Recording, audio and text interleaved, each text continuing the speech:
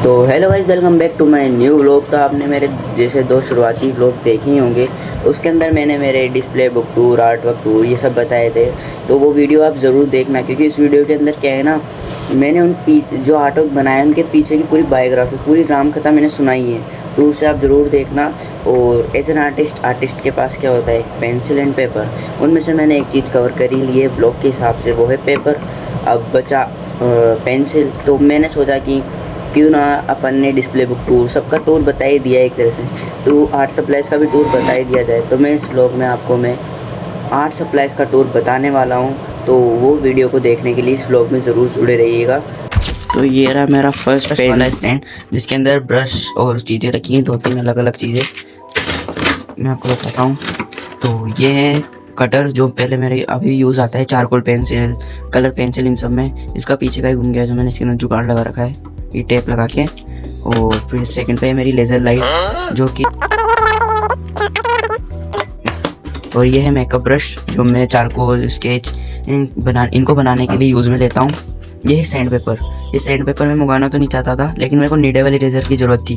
अब मैं needable eraser मंगाना चाहता था, तो फिर उसके साथ सेट आ रहा था पूरा आर्ट लाइन का, sand paper and needable eraser. तो उसके साथ ये भी आ गया है। और ये मेरे मतलब दो इसके सैंड पेपर ख़त्म हुए हैं, ये तीसरा भी चल रहा है। और ये है वाटर कलर ब्रश, जो मेरे यूज़ बिल्कुल नहीं आते हैं, मैं इनसे बस ऐसे कचरा वचरा निकाल देता हूँ, इसी किधर जगह होगा। ये भी वो वाला, ये वाटर कलर ब्रश। और ये भी वाटर कलर ब्रश ही है, जो मेरे यूज़ ही नहीं आता है। ये पोस्टर कलर का है। और ये एजुकेटर भी उसका ही है। और ये डॉम्स का मार्कर है, जो मेरे बिल्कुल भी यूज़ नहीं आता है, कभी कभी यूज़ आ जाता है। और ये भी मेरे यूज़ नहीं आता है। और ये मार्कर है, ये भी यूज़ नहीं आता है। और इनमें से आधी ज़्यादा 50% मतलब 75% चीज़ मेरे अंदर इसके अंदर यूज़ आती है, और चीज़ें तो फालतू ही रहती है। जैसे कि आप देख रहे होंगे, वाटर कलर तो बिल्कुल भी यूज़ नहीं आता। मैं वाटर कलर मीडियम तो एक बार भी नहीं बनाया मैंने, एक ज़रूर बनाया था, वो एक गार्डन का बनाया था मैंने, जो थोड़ा ख़राब बन गया। और फिर इसके अंदर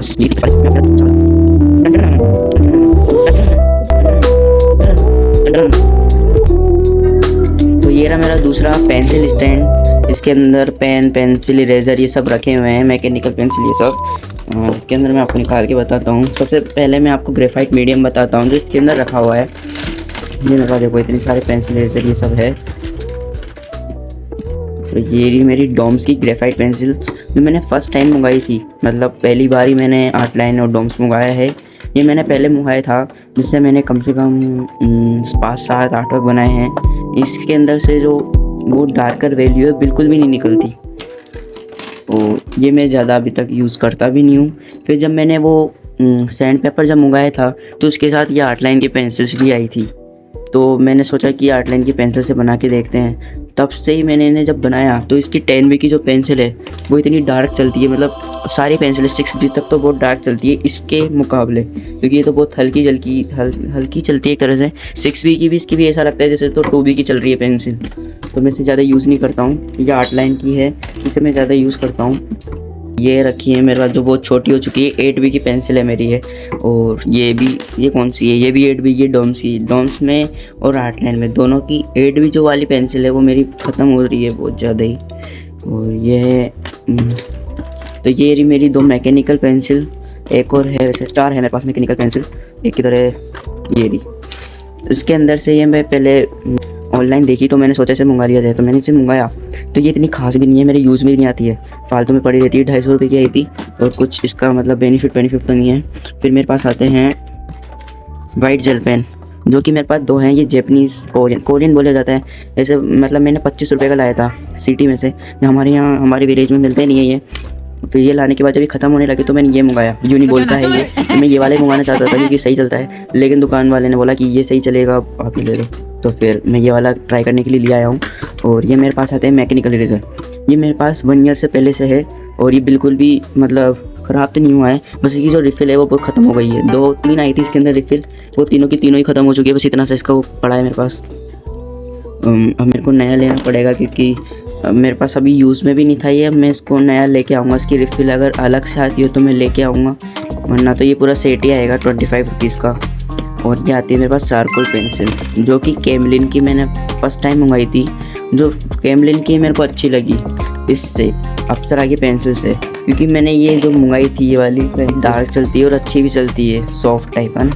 और इसकी सॉफ्ट वाली पेंसिल तो ख़त्म हो ही चुकी है। फिर ये है अप्सरा की, जो इतनी अच्छी खास मेरे को लगी नहीं। मतलब एक तरह से मैं इससे ना चारकोल स्केच बनाया हूँ, तो मेरे को बढ़िया अच्छा रिज़ल्ट दिखने नहीं आया, तो मैं इससे ज़्यादा बनाता भी नहीं हूँ। और ये आती है मेरे पास ग्लास मार्किंग पेंसिल, ये भी रह गई थी। तो मेरे पास तीनों पेंसिल पड़ी है, soft and medium and hard, तीनों की तीनों वाली। और ये है मेरे पास ग्लास मार्किंग पेंसिल, जो मेरे ज़्यादातर यूज़ तो आता है नहीं, मेरे पास 4 है ऐसे, ये रहा एक, मेरे ज़्यादातर यूज़ आते नहीं है। और फिर मेरे पास आते हैं ये, जो मैं कभी कभी हेयर में टेक्सचर देने के लिए ज़रूर इसका यूज़ करता हूँ, वरना मैं ऐसे तो ये रखे आते हैं मेरे पास, ये पड़े रहते हैं। और बस जितनी मेरे पास चीज़ें थी पेंसिल के टाइप के अंदर, मैंने आपको ब्रश पहले बताए थे, तो ये था पूरा ग्रेफाइट, चारकोल, इरेजर एंड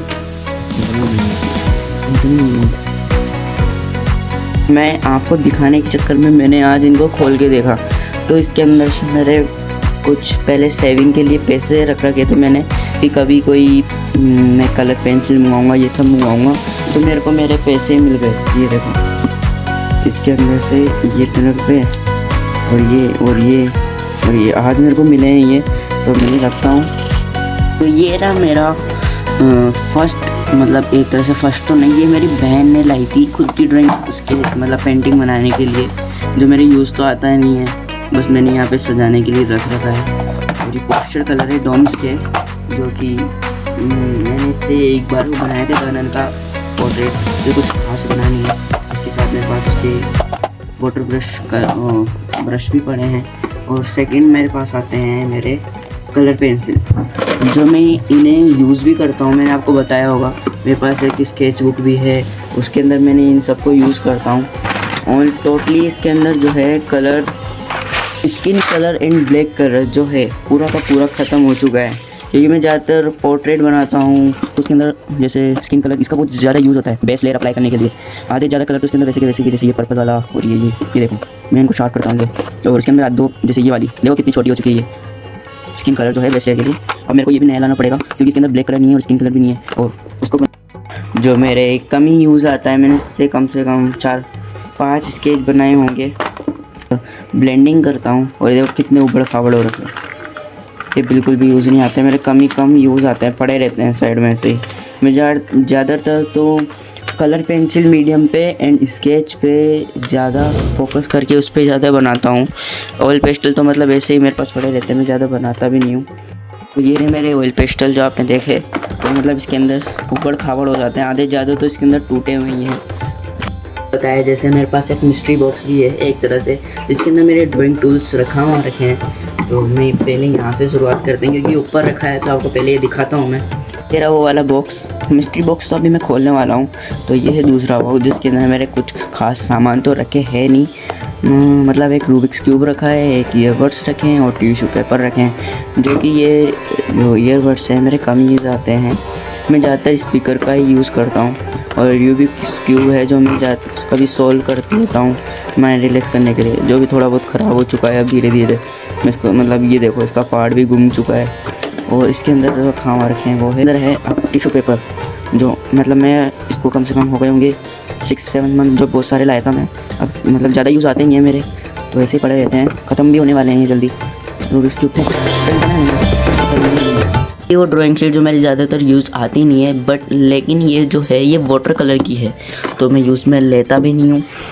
और ये रहे मेरे मतलब पेपर स्टैक एक तरह से, जो मैंने आपको बताया नहीं थे। और ये हो चुका है अपना यहाँ का। अब बारी आती है अपने इतनी देर से जो आपको इंतज़ार था मिस्ट्री बॉक्स का, वो मैं अब खोलने वाला हूँ। तो ये रहा वो मिस्ट्री बॉक्स, एक तरह से मैं इसके अंदर ड्राइंग मटेरियल रखे हैं कम मतलब जो मैं आपको बताने वाला हूँ। इस मिस्ट्री बॉक्स जिसका आपको बहुत देर से इंतज़ार था, तो मैं इसको खोलने की बारी आ चुकी है। तो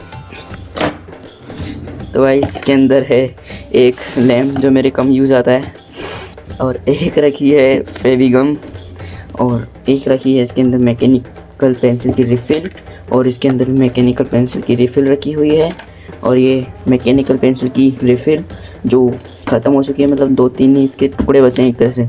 और ये है मेरे पास पेपर टेप का, वो क्या बोलते हैं उसे, काट देता है मतलब एक तरह से, ये मैं पहले लाया था, ये भी फालतू है।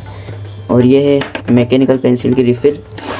ये है मेरे पास चीज़ चारकोल पाउडर, जो मैं हनुमान जी की पेंटिंग, अदरवाइज़ मेरे पास बहुत सारी जो पेंटिंग बनाई है मैंने 3-4 धन इन सब की, उनके अंदर मैंने इस चारकोल पाउडर का ही यूज़ करा है। ये है आर्ट पेविलियन का, और ये भी मेरे कुछ यूज़ आता नहीं है, मतलब इसके अंदर मैं ग्रेफाइट का पाउडर रख लेता हूँ। और मैंने जब आपको बताई थी मेरे पास 250 रुपये की एक तरह से वो है पेंसिल, मैकेनिकल पेंसिल, उसकी ये रिफ़िल है, बहुत सारी पड़ी है इसके अंदर। है अपने पास ब्लेंडिंग स्टम्प का, ये मेरे पास पुराने ब्लेंडिंग स्टम्प रखने का है। मैं इसके अंदर मेरे जो पुराने वाले जो इसके अंदर न्यू ब्लेंडिंग स्टम्प रखे हैं, तो मेरे बिल्कुल भी यूज़ नहीं आते हैं ब्लेंडिंग स्टम्प, कम यूज़ लेता हूँ मैं, ज़्यादातर मेकअप ब्रश का ही यूज़ लेता हूँ।